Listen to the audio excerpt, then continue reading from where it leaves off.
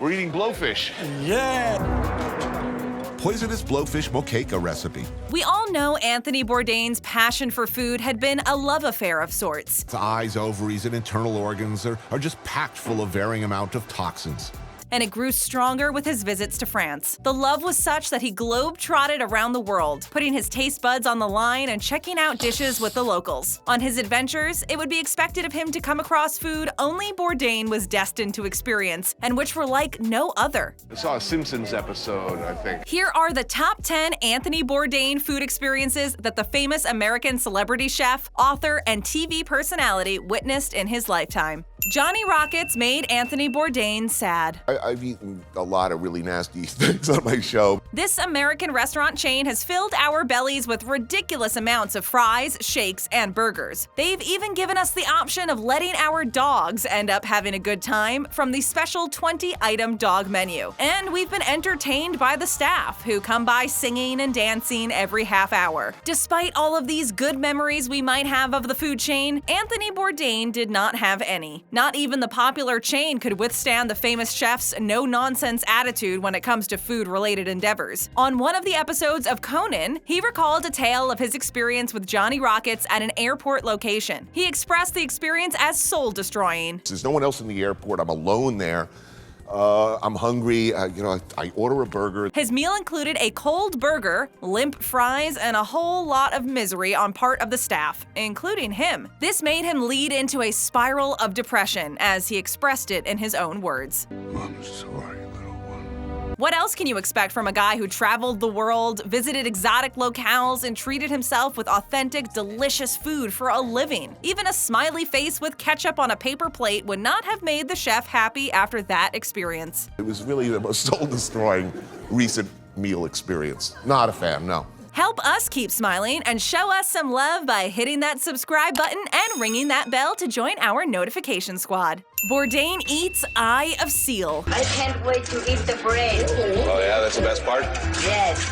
If you thought having a week-old pizza slice lying on the floor was gross, think again. You haven't tasted anything disgusting yet. During the shoot of No Reservations, Bourdain had the opportunity to spend time with the Inuit in Quebec, Canada. To be a part of the crowd, he participated in a seal hunt. When you visit someone's house and are offered food, you expect to relish in it and expect to acknowledge the generosity towards yourself as the guest, which is what Bourdain did. He had a good time having kidney, liver, and yes, the eyeball of the seal. He considered the eyeball as being not bad. Suck it like a nipple. Now, when the chef describes the experience in 2 short words, you start having doubts as to who to trust anymore when it comes to food advice, even Anthony Bourdain. Let us all hope he at least added some salt on the raw eyeball. It surely was an eye-opening experience. Tastes like chicken.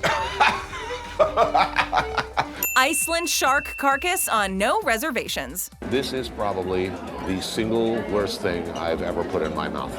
While Iceland may be known for its scenic beauty, glaciers, and active volcanoes, it's also famous for fermented shark. In an episode of No Reservations back in 2004, Bourdain visited Iceland, and at the time, the season of Thori was going on, which is mid-January to mid-February. Being a good guest that he was, he tasted some of the traditional Icelandic delicacies. Also part of the dish was the Icelandic shark. The fish leaving a bad taste in the chef's mouth would be considered as an understatement, as he recalled it being the single worst, most disgusting, and terrible tasting thing he had ever come across. It was something he emphasized he would never go for round 2 again. That is, I think, the word unspeakably nasty.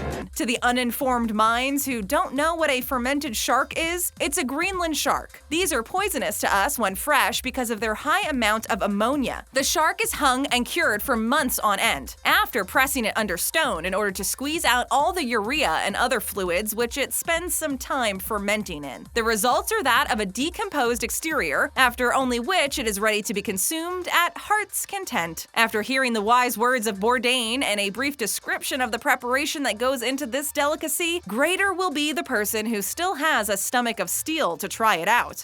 Cheers to that. Bourdain and the heart of the slithering kind. They put the beating heart right into a little dish, and it's pumping away like right out of a horror movie.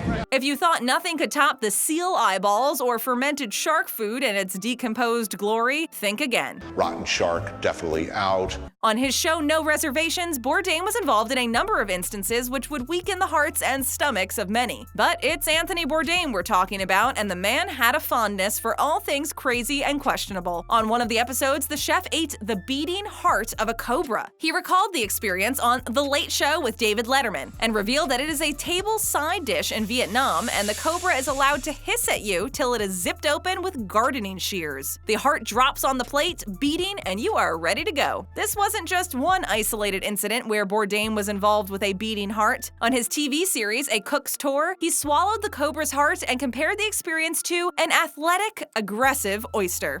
It's a big snake. Anthony Bourdain behind the Warthog. The anus of this animal is just the kind of amuse-bouche that you're not expecting.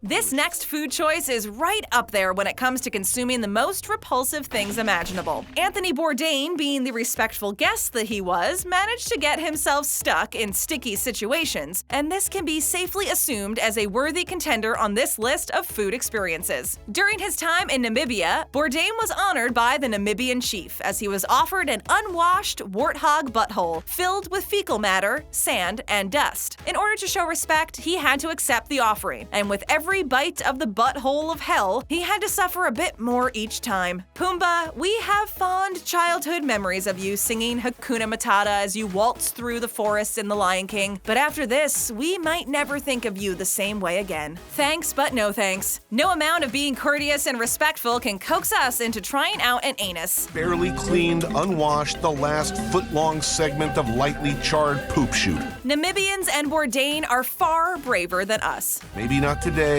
maybe not tomorrow, but there will be worried calls to a doctor. Plain food? Definitely not for Anthony Bourdain. Are you all right, sir? Celebrity chefs like Gordon Ramsay have shown their disdain towards plain food. We've all been there on our globe-trotting adventures, cursing and dreading the food while in the air, but eating it because of hunger pangs. Anthony Bourdain, too, had shared his complete disassociation with the culinary delights available on planes multiple times. You would think how bad plain food could be for the guy compared to his repertoire of food indulgences that could make mere mortals like us go insane just thinking about having them. Well, he did elaborate on his dislike it by mentioning how the food is not prepared under good conditions if made on the ground, and it's just edible enough. The closest he ever got to plain food was his experience with Johnny Rockets at an airport, if the synonymy of airports and airplanes counts, and we all know how that turned out. I don't want to die like this! If you think about it, the chef has gone to almost all corners of the world, and half the time he spent in the air to reach his destination. The whole concept of bland, frozen, repackaged, processed airplane food is something that he simply loathed. You would imagine him getting starved on those ridiculous long flights, but the chef always had a plan up his sleeve, reserved for such occasions. He would drink himself silly with some wine or scotch, with some cheese added in the mix. So there you go. That's exceptional. Life is good. In case you're ever in the mood for sound advice regarding on how not to starve on a plane without having food, drinks and cheese it is. We should probably take this seriously as it comes straight from the master chef. Besides, you can never go wrong with a good scotch on a long journey. I was on a plane and it was nothing like this. I'm sorry to hear that. Bourdain has balut for breakfast. Look, if we were to put this in batter, this would be a popular dish all across America. The food is as exotic as the name sounds. Balut is one of the delicacies of the Philippines and is part of the street food culture of the place. We might not see boiled eggs the same way after having a taste of this particular egg. It involves an unborn duck fetus, which you're supposed to boil and consume, just like that. Embryo and all that comes with it. Sounds weird? Looking at Bourdain's exploits of the past, he loves all things unknown in the food department, and not trying out balut would have been sacrilege for the man. We might not find it as a common snack to munch on compared to the hot dog stands all over the place during summertime, but for the Filipinos, it's just that. Knowing Anthony Bourdain, the chef wanted to catch in on the bandwagon and check it out for himself while in Vietnam in 2006. Compared to a warthog's anus, this seemed like a dessert for him, and he described the experience as crunchy and delicious. He further added that if you could get past the feathers, things would not be as bad. It's like the chicken soup of the Philippines, a beloved dish, very popular in Vietnam as well. Thanks, Bourdain, for making that sound like a consolation to minimize the discomfort while having one. Oh, that's good. Variety is the spice of life for Anthony Bourdain. I miss this kind of parties. People fly from everywhere to the party. Anthony Bourdain has had a fascination with all sorts of testicles when it comes to the food variety. We wonder why, but that's how it was. The chef tried out sheep testicles in a Moroccan desert. Roasted, of course. It was part of his series, A Cook's Tour. You would think that he would have stopped this madness right there, but no. I also want your balls. On one of the episodes of No Reservations, he had the balls to try out iguana and bull testicles. Apparently, he found iguana testicles delicious. On the Piers Morgan live show, it was turkey testicles. And it wasn't just restricted to that, as he was challenged to eat things without knowing what he was having. The rubbery stuff, as he so fondly phrased on the show, turned out to be a bull penis. You know, It's only gonna get worse. Bourdain, brains, and blood. Yeah, I'm not a big brain fan. This next item sits proudly in this list of uncanny food items. On his trip to Thailand, Bourdain was offered pig's brain by a friend. And as we know, Bourdain was a gracious guest and could not say no to the offer. As he was enjoying the meal, he didn't even bat an eye. But yes, once a bowl of loo was also presented to him, which is soup filled with raw pig blood, even he cringed at the sight. If that doesn't sound gruesome, Bourdain himself compared the scene to a horror movie and even a CSI soup, which he thought of himself eating out of an open wound. The man was of a few syllables when it came to elaborating on the taste of whatever he ate, and in this case too, he just described it as completely delicious and declaring it the best meal he had in Thailand. Halloween or not, a brain for a meal with some pig blood to digest it quickly would surely set the mood for a celebration of gruesome horror. If you eat too much of it, you'll go blind. That's what they think. Anthony Bourdain and the Revenge of the Tentacles. Once you overcome your quaint provincial preconceptions about whether your food should move or not, it's delicious. For this particular dish, you don't have to globe-trot to try it out. Anthony Bourdain happened to find it in Queens, New York. The restaurant is called by the name Seek Gak, a Korean barbecue. They believe in serving fresh food, and they're not kidding when they say the seafood is fresh. I remember these guys. Oh, our old friend.